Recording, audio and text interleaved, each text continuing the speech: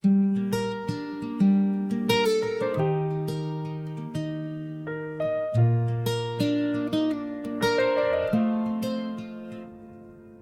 fai a spiegare la Sicilia a chi non c'è nato? Ci alziamo la mattina e appena usciamo fuori troviamo il sole, sempre d'estate e d'inverno. Il sole ti guarda, ti scalda l'anima e anche se non ti va, ti viene il sorriso.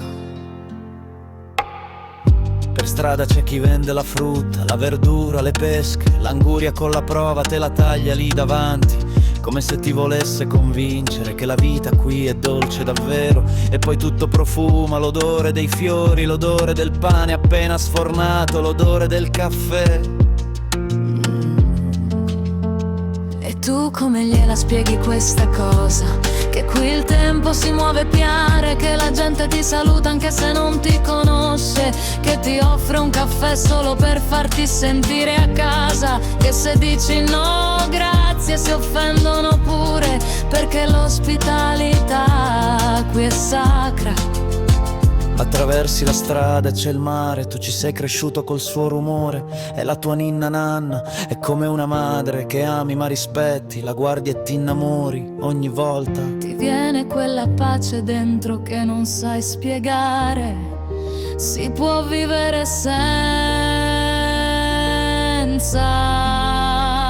E tu come glielo dici che qui se non ci vediamo per un giorno ci salutiamo con due baci, come se fosse passato un secolo, che se torni dopo un po', dopo 3 secondi già ti organizzano una cena, focaccia, pesce, carne, arancini, come se non avessi più mangiato da mesi. Poi c'è l'Etna che un giorno ti spaventa e un giorno ti incanta, c'è la neve sopra, la lava sotto, il sole e il mare a 2 passi, è un'isola che brucia e respira, che non smette mai di sorprendere, chi cerca di più va via, ma torna sempre, forse per nostalgia, forse per invidia di chi viene solo in vacanza e si meraviglia di quello che noi a volte diamo per scontato.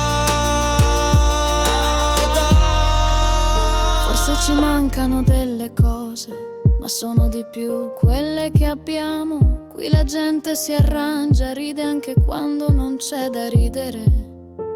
Si aiuta, si parla, si vive, si sogna anche, perché in fondo il paradiso noi ce l'abbiamo già sotto i piedi. Se vuoi spiegare la Sicilia